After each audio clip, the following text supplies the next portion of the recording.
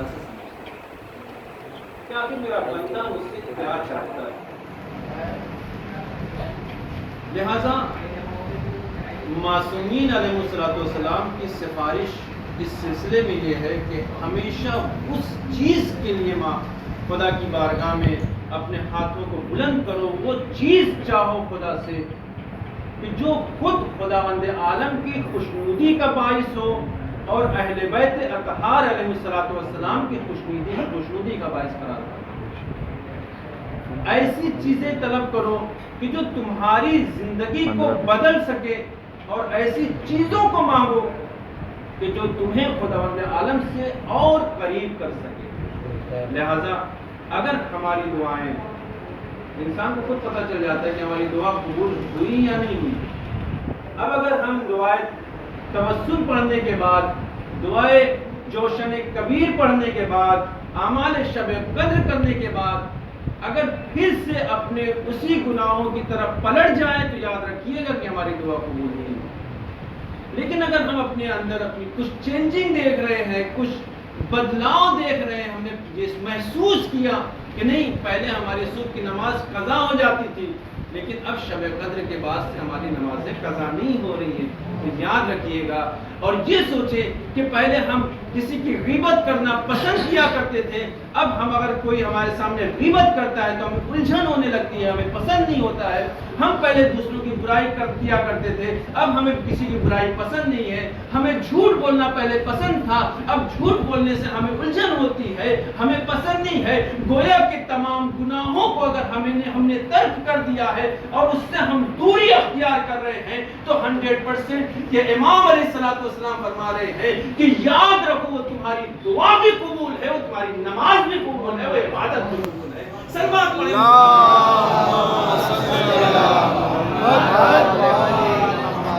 کسی نے امام سے سوال کیا کہ مولا بتائیے کہ کیا سرٹیفکیٹ ہے کہ ہماری یہ نماز جو ہم پڑھ رہے ہیں قبول ہو گئی؟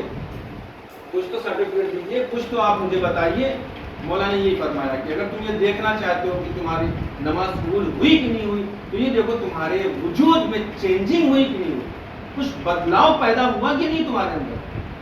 اگر تم پہلے ہی جیسے ہو تو یاد رکھو تمہاری دعا قبول نہیں. نماز اگر یہ محسوس کرو کچھ چینجنگ ہو رہی ہے، کچھ روحانیت آ رہی ہے، کچھ اہل بیت اطہار سے ہم قریب ہو رہے ہیں، کچھ ان کے فرمودات اور ان کے احکام پر عمل کر رہے ہیں تو یاد رکھیے گا کہ ہماری وہ ساری عبادتیں بس رضا نہیں اس سے زیادہ نہیں. شب قدر ہے، جتنا ہو سکے آپ کون سے اعمال وارد ہوئے ہیں شب قدر میں، آپ زیادہ سے زیادہ جتنا ایمان کرنا سورہ قدر کی تلاوت کر سکتے ہیں اتنا تلاوت کریں. دعائے سلامتی امام زمان اجل اللہ تعالیٰ فرج شریف،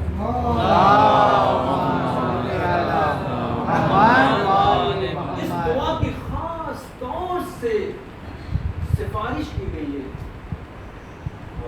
خاص روایتوں میں وارد ہوا کہ اسی شب میں یہ دعا وارد بھی ہوئی، یعنی اسی شب میں امام نے تعلیم دیا اس دعا کو. آج ہی اس کی ڈیٹ آف برتھ کہہ رہے ہیں آپ کہ آج ہی وہ اس کی پیدائش کرتے ہیں جس دن وہ وجود میں دعا ہے. خاص طور سے یہ تاکید کی گئی اپنے زمانے کے امام کے ظہور کے لیے دعا کرو. کیوں؟ کیونکہ ساری مشکلات جو ہماری ہیں آج اس کا صرف اور صرف واحد حل اگر کوئی ہے تو یہ ہے کہ امام کا مانگ. آج دنیا ہمیں پریشان کر رہی ہے، قوم مٹ جانے والے قوم، معلوم نہیں ہے کہ یہ قوم مٹنے والی نہیں ہے، یہ قوم ابھرنے والی ہے. جس قوم پر دست جناب فاطمہ زہرا ہوئی، جس قوم کے لیے خود جناب فاطمہ زہرا نے اپنے ہاتھوں کو اٹھا کر دعا کیا ہو، اس قوم کو کیا کوئی مٹا سکے؟ حد کرو تم نابود کرنے کی کوشش کرو، لیکن یاد رکھنا ہم دعائے فاطمہ سے. آج شاید ہمیں احساس نہیں ہوتا ہے، کیونکہ جو بھوکا ہوتا ہے اسے بھوک کا احساس ہوتا ہے. ہم جب پیاس ہمیں لگتی تو ہمیں پیاس کا احساس ہوتا ہے. خدا نہ کرے کہ ہم تک وہ مصیبتیں پہنچیں، لیکن عزیزان گرامی اس کا مطلب یہ نہیں کہ ہم اپنے بھائیوں کی اپنی بہنوں کی مشکلوں کو بھی بھول جائیں۔ آج کتنی مشکل میں ہمارے وہ برادران بھائی بہنیں جو دوسرے ملکوں میں دوسری کنٹریز میں زندگی گزار رہے ہیں، خاص طور سے سوریا۔ سوچیں آج تو انٹرنیٹ کا زمانہ ہے، ذرا تصور کریں کربلائے مولا نجف اشرف جہاں روز مائیں اپنے جوان بیٹوں کی لاشوں کو، بیٹیاں کم غائب ہو جاتی ہیں پتہ نہیں چلتا ہے، کسی کی ناموس رہتی ہے۔ آج شب قدر میں ہمیں یہ خداوند عالم سے یہ دعا کرنا صرف آج ہی نہیں بلکہ تینوں شب میں یہ دعا کرنا، پالنے والے بس بہت ہو چکا، کب تک یہ ہمارے بھائی اور بہنوں پر ظلم ہوگا؟ کب تک ان کے گوشت کو نوچ نوچ کر کھایا جائے گا؟ کب تک علی اصغر کے مثل ان کی مانند ہمارے بچوں کو کباب بنا بنا کر کھایا جائے گا؟ آپ دیکھتے ہیں چھوٹے چھوٹے بچوں کو کس طرح سے جلایا جاتا ہے، اور یہ وحشی جانور جن کے پاس رحم نام کی کوئی چیز نہیں ہے، وہ کس طریقے سے انہیں نوچ نوچ کر کھاتے ہیں۔ عزیزو آج انسانیت کا خون کیا جا رہا ہے، انسانیت رو رہی ہے ان کی حرکت پر، ان کے دل میں رحم نہیں ہے۔ یہ وہی لوگ ہیں کہ جو مولا کائنات کے زمانے میں پائے جاتے تھے، اور مولا کے صحابیوں کو، مولا کے چاہنے والوں کو، اور ان کی بیویوں کے رحم پر، ان کے پیٹ پر لات مار مار کر ان کے شکم سے بچوں کو گرا دیا کرتے تھے۔ یہ وہی قوم ہوتی ہے کہ جن کا کام ہی صرف ظلم کرنا۔ بس ہمیں دعا کرنا ہے، کچھ نہیں کر سکتے، ہم سے کم اتنا بھی کر سکتے ہیں کہ ہم دعا کریں۔ عزیزو اپنے لیے دعا کیا تو کیا کیا؟ ہر ایک کی مشکل ہوتی ہے، ہر ایک کی پریشانی ہوتی ہے۔ میری ریکویسٹ آپ سے، خدا کے لیے آپ اپنے لیے مت دعا کرنا، آپ کے حالت سے خداوند عالم اچھی طرح واقف ہے، ان کے لیے دعا کریں جن کے لیے واقعی دعا کی ضرورت ہے۔ شاید آپ کی آنکھوں نے نہیں دیکھا ہے، اور اللہ نہ کرے کہ آپ کی آنکھیں وہ چیزیں دیکھیں، میں نہیں کہتا ہوں کہ وہ دیکھیں، نہیں دیکھیں آپ کی آنکھیں، آپ دور رہیں ہمیشہ، لیکن کاش اگر آپ نے دیکھا ہوتا، اگر آپ نے ان کو محسوس کیا ہوتا اپنی نگاہوں سے، اپنی نظروں سے، تو شاید آپ کے دہن مبارک سے وہ کھانے کا لقمہ آپ کے حلق سے نیچے نہیں اترتا، آپ پانی پینا گوارا نہیں کرتے۔ کس طرح سے ظلم ہو رہا ہے شیعت کو، صرف اور صرف کس بنا پر؟ محبت اہل بیت۔ جو محبت اہل بیت بڑی قیمتی چیز ہے۔ ایک شخص امام کے پاس آتا ہے، عرض کرتا ہے مولا میں بڑا غریب ہوں، بڑا ناچار ہوں، بڑا مفلس ہوں، میرے پاس کچھ نہیں ہے، کھانے کے لیے کچھ، مولا میں کیا کروں، کچھ تو بتائیے۔ مولا نے کہا کیا تو غریب ہے، تیرے پاس پیسہ نہیں ہے، تیرے پاس کھانے کے لیے کچھ نہیں ہے؟ کہا کہ ہاں مولا میں غریب ہوں۔ کہا کہ کیوں جھوٹ بولتا ہے، تجھ سے بڑا امیر انسان کوئی نہیں ہے؟ بولا نہیں میرے پاس کچھ بھی نہیں ہے، میں حقیقت کہہ رہا ہوں، سچ کہہ رہا ہوں۔ مولا نے کہا اچھا تیرے پاس ایک چیز ہے، کیا تو مجھے وہ دے دے گا؟ توجہ کریے، وہ شخص کہتا مولا میرے پاس واقعی کچھ نہیں ہے۔ کہا کہ ایک چیز ہے تیرے پاس، تو اسے دینے کے لیے تیار ہے؟ کہا کہ کیا؟ کہا تیرے پاس ہماری ولایت ہے، ہماری محبت ہے، کیا تو اسے بیچنے کے لیے تیار ہے؟ کیا تو اسے دینے کے لیے تیار ہے؟ کسی دولت کے عوض میں، کسی پیسے کے عوض میں؟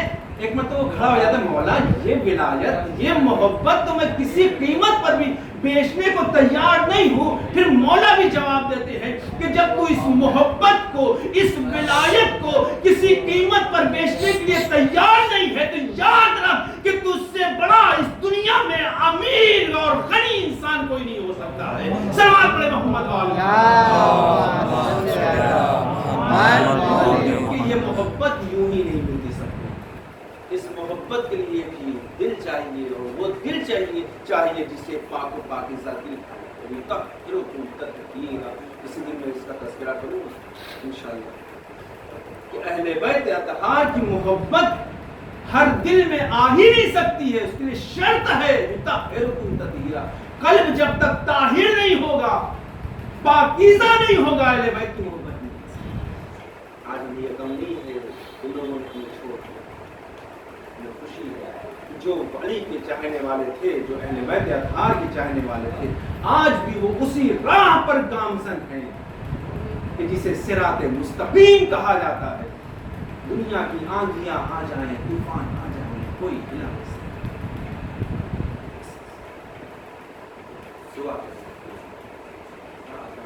دوستوں کتنی کیسی مصیبتیں، اور آج کی شب واسطہ دے خدا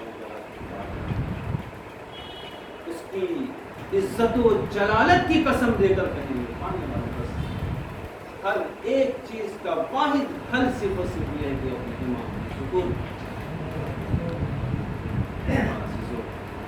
کیسے غمناک شب، کتنی پردرد شب، اس کا آپ تصور نہیں کر سکتے۔ دنیا والوں نے اللہ نے کیسے کیسے طریقے سے بدل دیا اور کیا کیا ہونا شروع کیا، لیکن علی کی جو شخصیت تھی، جتنا لوگوں نے بدنام کیا اتنا ہی علی کی شخصیت ابھرتی چلی۔ لوگوں نے جتنا دبانا چاہا اتنا ہی علی کی شخصیت کو خداوند عالم نے ابھارنا شروع کیا۔ اور کیوں نہ ہو یہ وہ شخصیت واحد، یہ وہ انسان ہے، دنیا میں کوئی ایسا انسان نہیں ہے کہ جس کی ولادت بھی خدا کے گھر ہوئی ہو، شہادت بھی ہو۔ یہ مرتبہ صرف اور صرف مولا ہے۔ آج میں کہتا ہوں، میں نے شام کی مجلس میں کہا کہ شاید شب قدر کی ایک وجہ یہی ہے کہ شب قدر کو وما ادراک ما لیلۃ القدر، کیوں لیلۃ القدر کہا جاتا ہے؟ شاید اس لیے کہ شاید یہ علی مولا کائنات سے مخصوص ہے شب، صرف مولا کائنات سے مخصوص نہیں۔ بس ایک جملہ مجھے یاد آ گیا، میں ضمن اس کو عرض کرتا چلوں کہ صرف مولا کائنات سے مخصوص نہیں، یہ شب امام حسین سے بھی اتنی ہی مخصوص ہے۔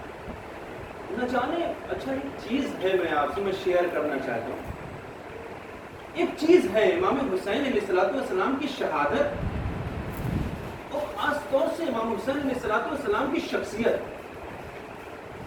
جتنی بھی بڑی تاریخیں اسلام میں پائی جاتی ہیں، چاہے وہ عید الفطر ہو، چاہے وہ عید الاضحیٰ ہو، چاہے وہ رجب کی مہم تاریخیں ہوں، چاہے وہ شعبان، نیمہ شعبان ہو، چاہے وہ شب قدر ہو، ہر ایک میں اگر کسی چیز کی متفق طور پر سفارش کی گئی ہے تو وہ ہے زیارت امام حسین۔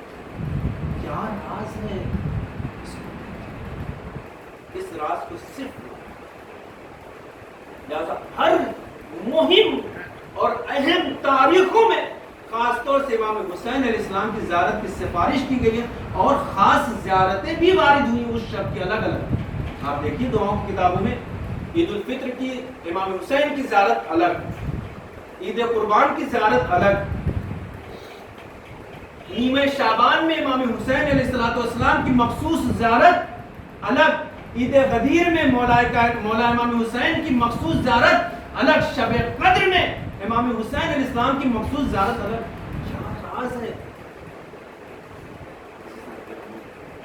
شاید علماء کرام نے کہا کہ یہ سنت اسی لیے رہی ہے کہ جب شب قدر ہوتی ہے تو جہاں مولا کائنات کا تذکرہ ہوتا ہے حسین مظلوم کا آج اس حسین مظلوم کی آنکھیں بھی غمناک ہیں اور آنکھوں میں آنسو ہے۔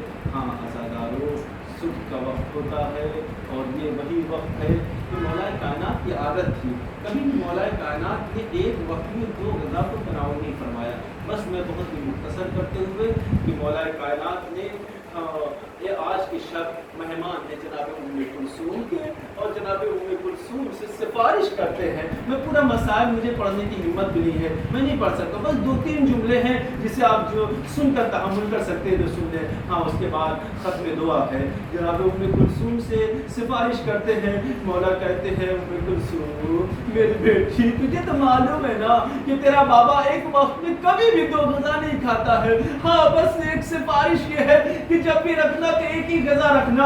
ہاں جناب ام کلثوم نے سحر کا انتظام کیا. سحر کا انتظام کرنے کے بعد جو سوکھی روٹی تھی مولا کائنات نے اس کا انتخاب کیا اور نہ جانے کیسے سحر کیا. اور سحر کرنے کے بعد مولا کائنات ہے کہ جو کبھی صحن میں آتے ہیں, کبھی حجرے میں جاتے ہیں, کبھی صحن میں آتے ہیں, کبھی حجرے میں آتے ہیں. ام کلثوم نے پوچھ لیا بابا بابا آخر آج سے پہلے میں نے کبھی بھی آپ کو اتنا بے چین نہیں دیکھا, آخر اتنا بے چین کیوں نظر آ رہے ہیں. ایک مرتبہ مولا فرماتے بیٹی اے میرے لگتے جگر, ارے میں اپنے معبود سے ملاقات کے لیے پریشان ہوں, ارے میرا دل مچل رہا ہے اپنے معبود سے ملاقات کے لیے. بس عزادارو ہاں مولا کائنات نے الوداع کہا. بیٹی ام کلثوم خدا حافظ, ارے خدا حافظ کہہ کر گھر سے نکلے, ہم مسجد میں تشریف لائے, آزان دی گئی. آزادارو آپ نے یہ بھی تصور کیا, آپ نے یہ بھی سنا ہے کہ ہاں جیسی نماز شروع ہوئی, نماز کی حالت میں ارے مولا کائنات پر ارے خون ارے زہر سے آلود, زہر سے بھری ہوئی تلوار سے وار کیا گیا. ہاں ارے مولا کائنات کا سر شگافتہ ہو گیا. ایک آواز گونجی فسطوں میں رب کعبہ, ارے رب کعبہ کی قسم علی کامیاب ہو گیا. ہاں جزاکم ربکم خیر الجزاء. ارے حسین دوڑتے ہوئے مولا کے قریب پہنچے. ایک مرتبہ علی کو تڑپتا ہوا دیکھا, مسلح خون میں تر ہے, ارے نمازیوں کی آواز بلند ہے, ارے ہر ایک گریا کر رہا ہے. والیا حیدرا والیا مرتضی. آزادارو ارے سب سے بڑا آزادار کون ہے پتا ہے آپ کو؟ سب سے بڑا آزادار ارے وہ شاگرد ہے جسے جبرائیل امین کہا جاتا ہے. ارے اسی تاریخ پہ جناب جبرائیل امین نے وہ نوحہ پڑھا ہے کہ زمین و آسمان لرزنے لگے. ارے تحدم تو ارے کان الہدا, ارے کان الہدا کو ہدایت کے ستون کو ارے گرا دیا گیا. ارے جبرائیل کہہ رہے ہیں علی کو شہید کر دیا گیا. جزاکم ربکم خیر الجزاء, خدا معاف کرے. آزادارو یہ وہی وقت تھا کہ جیسے ہی جبرائیل کی آواز بلند ہوئی نا آزادارو, ایک مرتبہ زینب کا دل مچلنے لگا. ارے ام کلثوم کا دل مچلنے لگا. ام کلثوم دوڑتے ہوئی زینب کے پاس آئی. ارے زینب بہنا آخر وجہ کیا ہے؟ زمین لرز رہی ہے, آسمان لرز رہے ہیں, کیا قیامت آ گئی؟ اتنے میں دیکھا ارے حسن و حسین ارے بابا کو کاندھے پر اٹھائے ہوئے. والیا زینب دوڑی, باپ سے لپٹ گئی. ام کلثوم نے نوحہ پڑھا, بابا ارے ابھی تو گھر سے سلامت گئے تھے, یہ کس نے آپ کی ریش مبارک کو خون سے خضاب کر دیا. اللہ اللہ اللہ